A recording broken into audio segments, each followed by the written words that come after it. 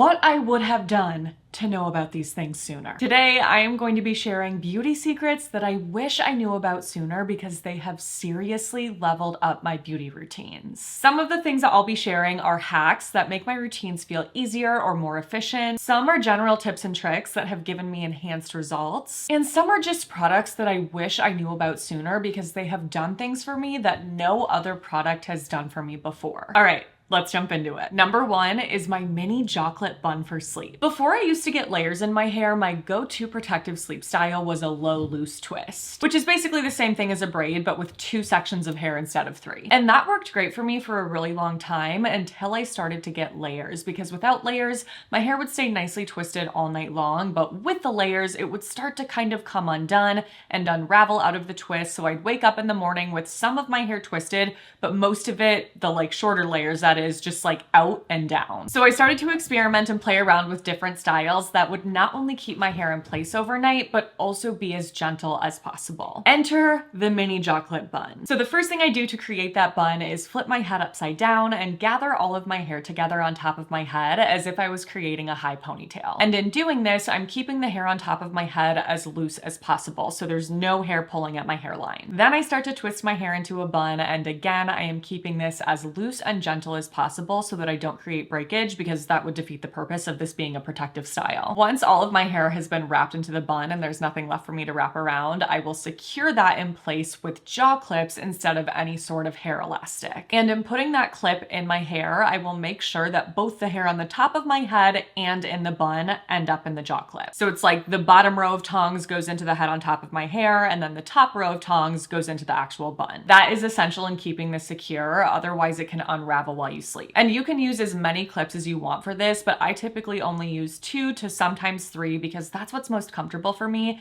Then I can kind of position them in a way so that they're not pressed in between my head and pillow. And that is literally all there is to it. It's so easy. It might look kind of confusing at first, but I promise once you get the hang of it, it takes less than 60 seconds. I was so confused when I first posted that on TikTok and I got some angry comments like, who has time for this at night? I was like, what? I'm telling you, it's like a 30-second process. It's so quick and easy, and it's such a nice, gentle, comfortable way to sleep. It keeps all of your hair off of your head, and as a bonus, it actually is the only sleep style I have ever tried that helps to preserve my curls overnight. Every other sleep style I've tried has either made my curls fall more quickly or has manipulated the shape of my hair. But with some slight variations to this technique, you can actually use it to manipulate the style of your hair and end up with really beautiful overnight heatless waves, which is hack number 2. So I do not take credit for this hack. This is something I discovered on TikTok by a beautiful creator named Agnes. This video of hers popped up on my feed of her hair so beautifully curled, and in the video she says it's from an overnight bun and not a curling iron. And upon further investigation, I realized that she was doing something similar and using little mini jaw clips to secure a bun in place overnight,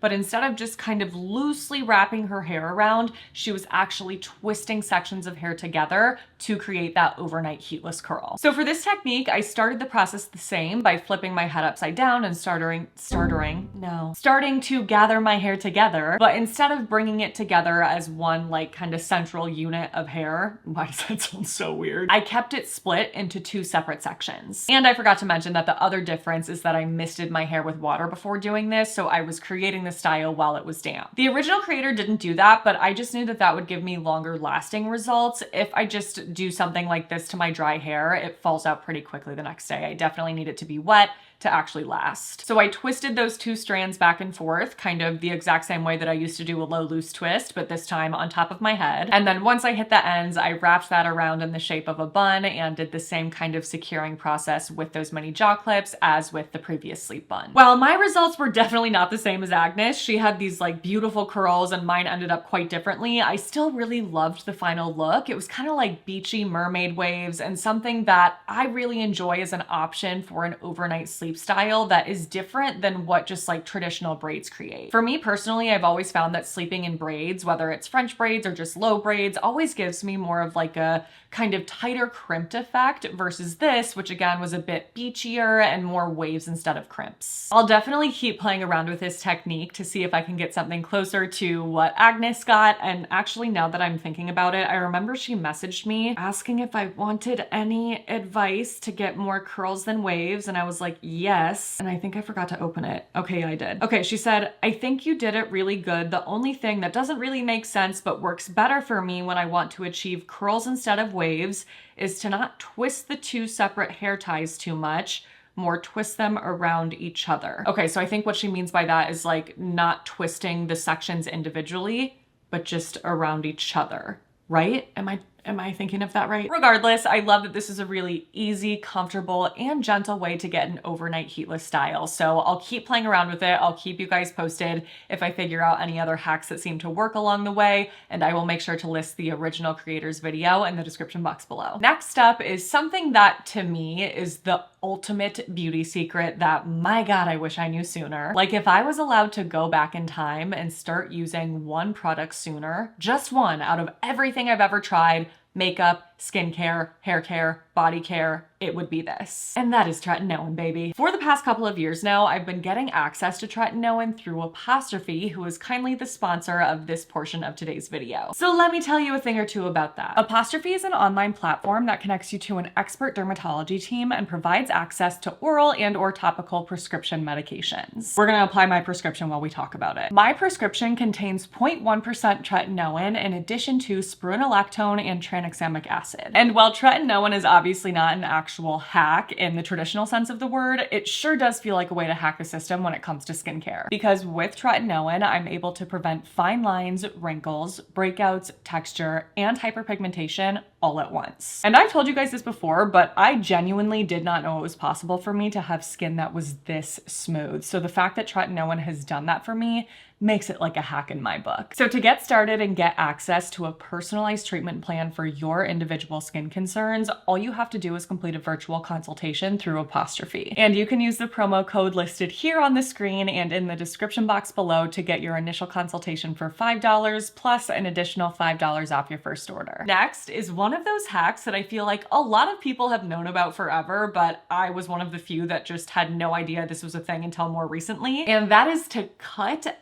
any beauty product that is in this kind of packaging in half. So that could be a facial moisturizer like this, a body cream, shampoo, conditioner, a hair mask. Go back in. This applies to all of those beauty products when you hit the end of them and feel like you can't get anything else out of the actual squeezy, I was literally about to say squeezy applicator, and I don't feel like that's the right way to say that. Out of the applicator, out of this. Once you can't get anything out that way, oh, lost it. That is when it's time to whip the scissors out and cut that bad boy in half. Because there will be so much more product on the inside that you would not have been able to get out otherwise. Like, look at all that moisturizer. That is at least several uses and product that would have just completely gone to waste simply because I couldn't squeeze it out of the bottle. And as a bonus hack within that hack that I actually learned from one of you guys in the comments on one of my videos is that you don't want to cut it at the very top right here, but instead closer to the middle or towards the bottom so that you can actually kind of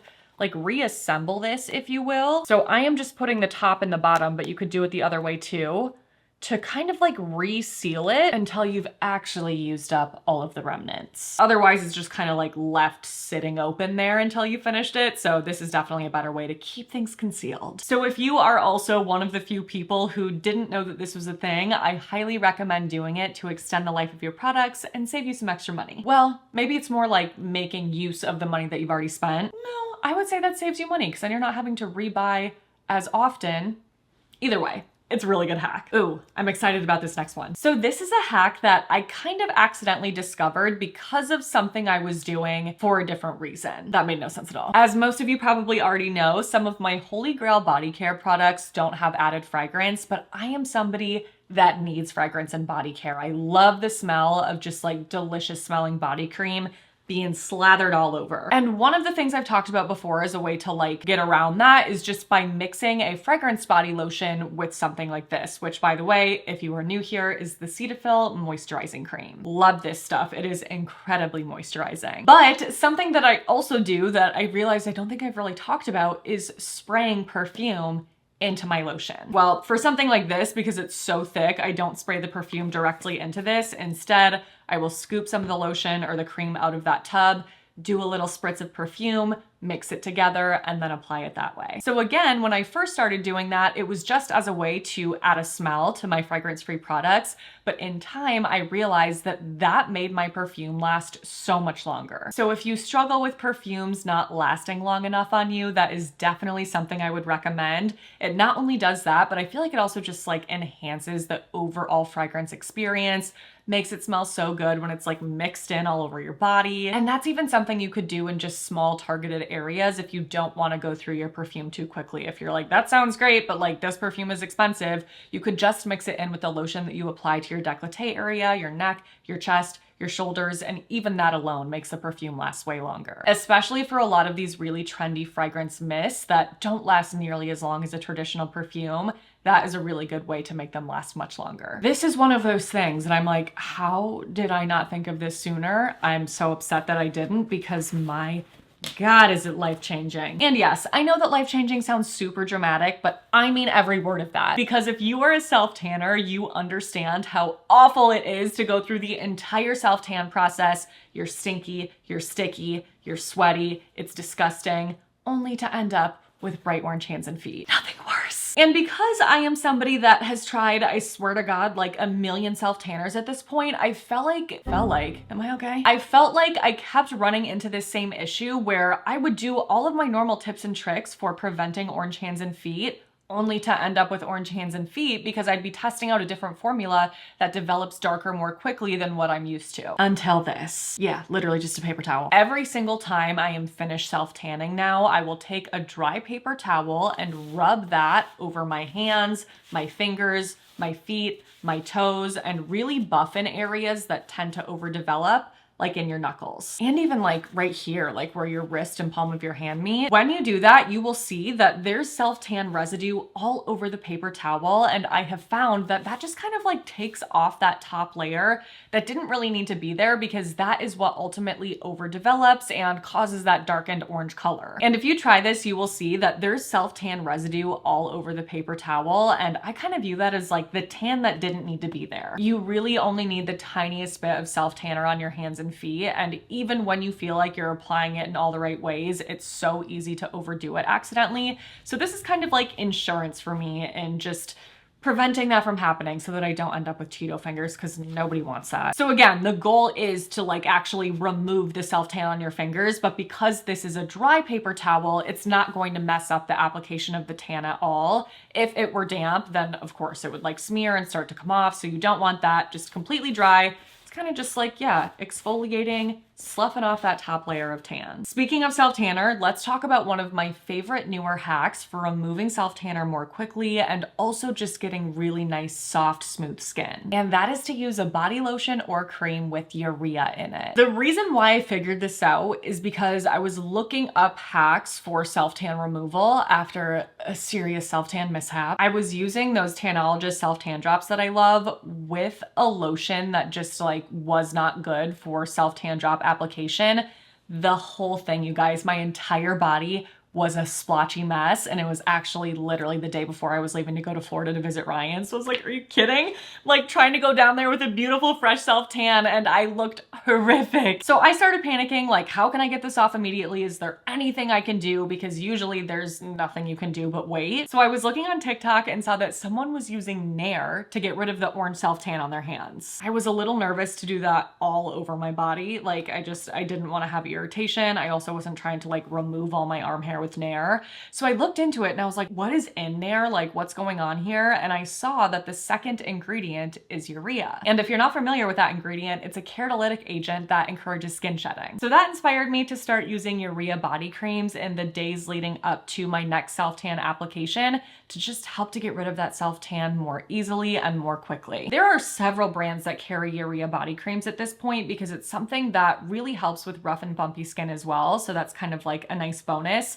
Prequel has one. Their Urea Advanced Relief Moisturizing Milk has 10% urea. La Roche-Posay has a 10% urea Lipicar Smoothing Lotion. Eucerin is another one. They have a roughness relief line with urea. And Cetaphil actually just came out with one as well. It's their exfoliating rough and bumpy cream with 20% urea. So definitely something I'd recommend testing out if you want to make that self-tan removal process easier. Next is a random hair accessory that I really wish I discovered sooner because I feel like it makes everything better for me when it comes to my hair drying process. And that accessory is a buckle clip. So I originally purchased this to use it on dry hair because something that I had been doing is just like pulling my hair into a ponytail and then throwing a regular jaw clip like this around it. And that worked well enough at the time, but my hair would not fully fit into this. And it also wasn't the most comfortable having this like laying on the back of my neck. So I grabbed some buckle clips off of Amazon and was like, okay, yes, this is exactly what I have been needing for that this whole time. My hair fits perfectly into this.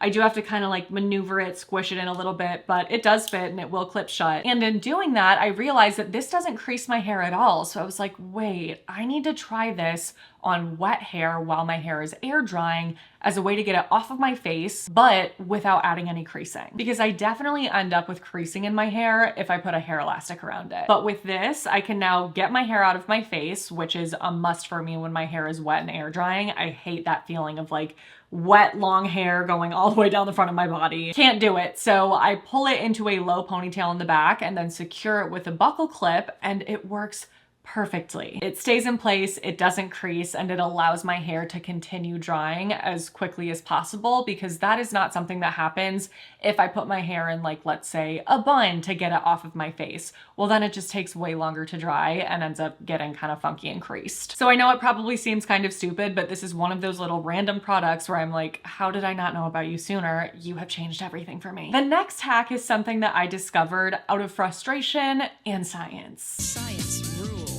So every now and then when I'm styling my hair, I will run into one of two issues. The first issue is sometimes I just have a section of hair that does not want to cooperate. Like it's not curling the same, it's not waving the same, like something is just not working. And when that happens for me, it's not something I can easily fix because that original application of the heat styling tool kind of sets my hair in that style and prevents me from recorrecting it into the way I want it to look. So that's the first issue that this problem solves. And the second is if I accidentally curl my hair the wrong way, which happens more often than you'd think. Because I like to curl my hair both towards my face and away my face, sometimes I kind of just like forget what I'm doing while I'm styling and accidentally put my hair on the curling iron in the opposite way that I intend to. And then again, I can't just like recurl in the opposite way because that heat has already set the original style. So that happened to me one day. I was like trying to recurl a strand of hair and it was not cooperating. And I was like, is there any way to fix this? Oh my God, yes, duh. I just have to get my hair wet because there are bonds in our hair that are responsible for the actual style of it that break when our hair is wet and then reform when our hair dries. So I had a light bulb moment and I was like, okay, if I just spray some water on my hair and get it damp, that will kind of like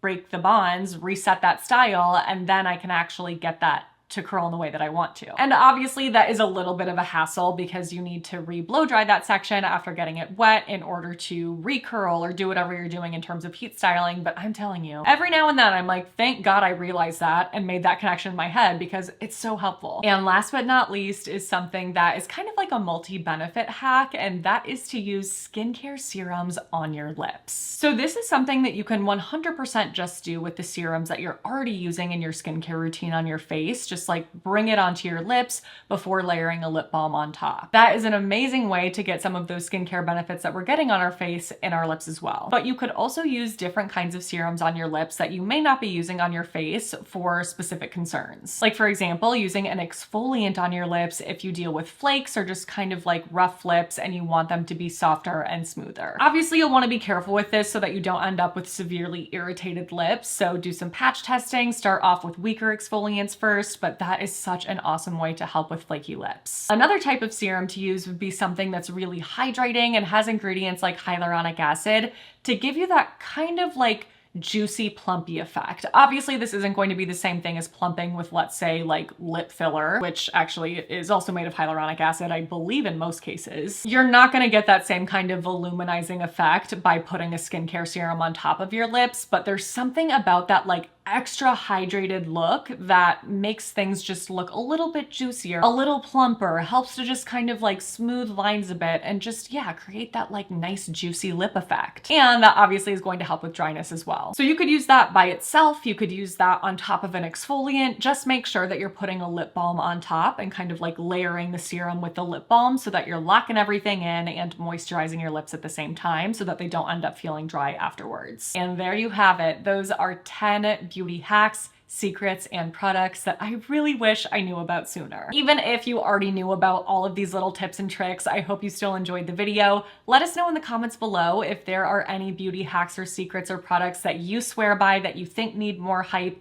that have either made life easier for you, more efficient for you, have given you amazing results. I selfishly would really love that because I'll definitely be reading through the comments to see if there's anything else out there that I didn't already know that I need to start doing or using. You guys always have such amazing ideas, so I love your tips and tricks. If you enjoyed the video, please don't forget to give it a thumbs up, subscribe to my channel if you haven't already, click on that notification bell, and send my channel to a friend. Those are all things that really help to support my channel, so I appreciate you so much for your support. Thank you for watching my videos. I love the freaking heck out of you guys. Make sure to stay tuned for my next one because that will be up in a few days. But until then, I hope you have a great few days.